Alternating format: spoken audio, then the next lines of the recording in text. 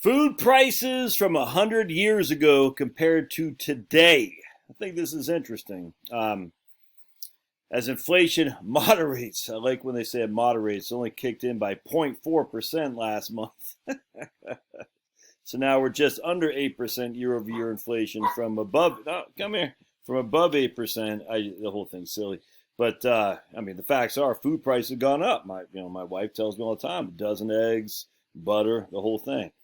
And I just think it's interesting to compare food prices from 100 years ago to what they are today, to put us a little bit of a sense of gratitude. I think we have a tendency to look at, I just think human beings look at the negative as opposed to positive too much. I just think it's human nature. And if you don't see that guy, look at him, and say, that's a good thing. Oh, I love you too. Yeah, I just brushed my teeth so they don't stink. I just think we have to refocus on having an attitude of gratitude as opposed to just always being doomsdayers. Now, look, I get nervous. My goodness, man. I sit there. I'll do another video on that. But anyway, so let's go into this. All right, so here we got these happy people. Capitalism isn't as irredeemable as Alex AOC would have you believe. Okay, I don't care what AOC says. I just don't care. She's part of the system, and she matters not. We're not in a capitalistic economy. That's a fact.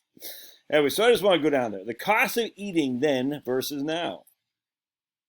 The cost of living today isn't easy to calculate. A declining cost of home appliances, for example, needs to be juxtaposed by growing cost of healthcare.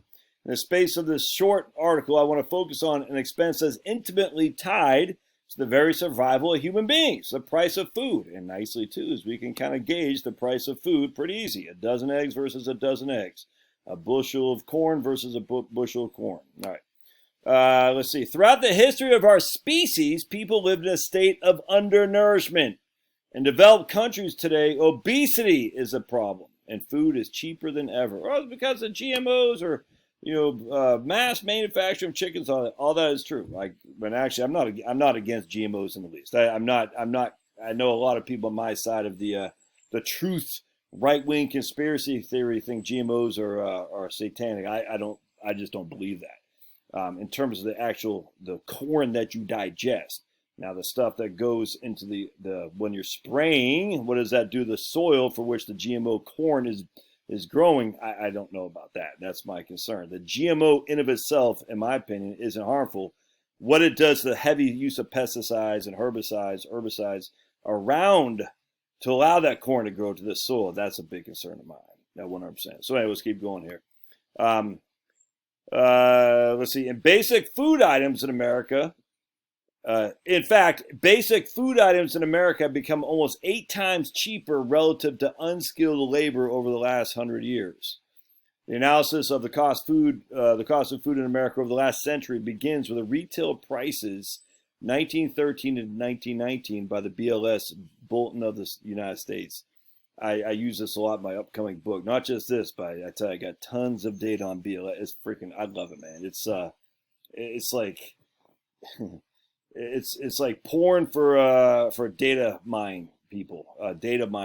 It's like you just go in, and I'll show you what I'm talking about. So here, 1936 Handbook of Labor Statistics. Oh man, why am I such a geek? I don't know. I love data. Data makes me happy. All right, so let's see here. On pages 176 to 183, we encounter nominal prices of 42 food items ranging from a pound of sirloin steak to a dozen oranges, as registered in the city of Detroit in 1919. All right. On our second step was to express those nominal prices in terms of hour of labor.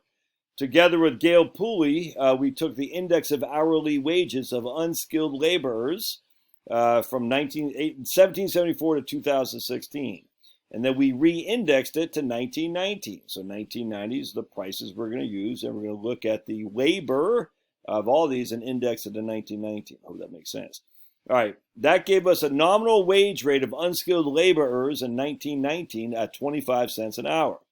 The nominal price of food relative to nominal wages in 1919 can be seen in this graph right there, which I'm not going to show you, but let's just go with this. Our third step was to find the nominal prices of the same goods, and of course the same quantity, on Walmart, which is where most unskilled laborers shopped in 2019. The results? Life is good. What did we find? The time price, i.e., the nominal price of the food divided by the nominal hourly wage of our basket of commodities fell from 47 hours of work till 10. You hear that? It takes you now 10 hours of labor to get this basket of goods that before it took you 47 hours labor. And that's for unskilled labor. The unweighted average time price fell by 79%.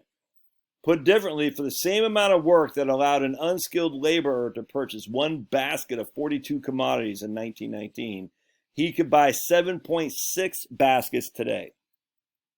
The compounded rate of affordability of our basket of commodities rose at 2%. Put differently, an unskilled laborer saw his or her purchasing power double every 34 years. And real purchasing power. All right. Pay attention to column 6 and note that declining prices result in exponential gains. A 75% decline in the price allows a person to purchase 4 items as opposed to 1. A 90% decline in price results in a 10 times more purchase. You could buy 10 TVs as opposed to 1.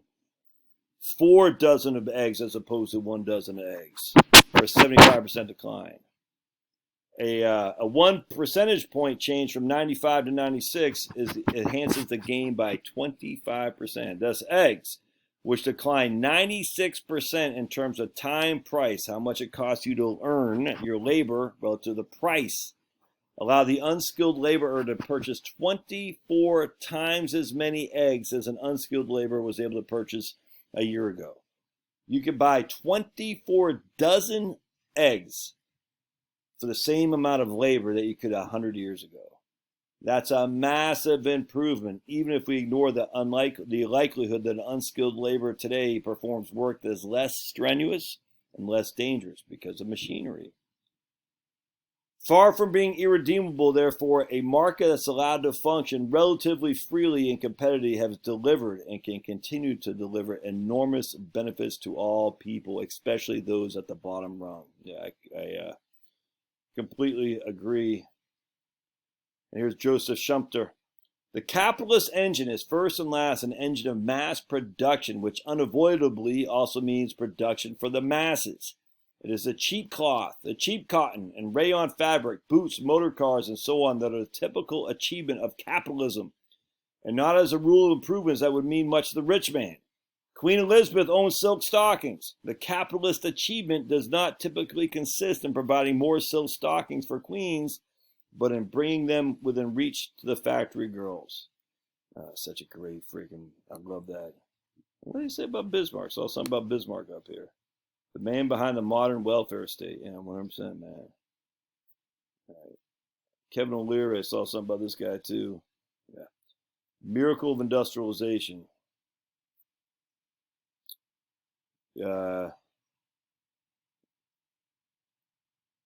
So that's good stuff. I guess the latest stories.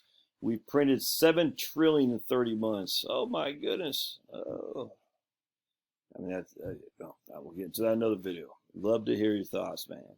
That doesn't mean the price isn't going up relative to last year. But man, we got a good life. That doesn't mean it's perfect. But because it's so good, we can focus on idiocy like 57 flavors as opposed to how am I going to feed my family. Love your thoughts. We'll see you.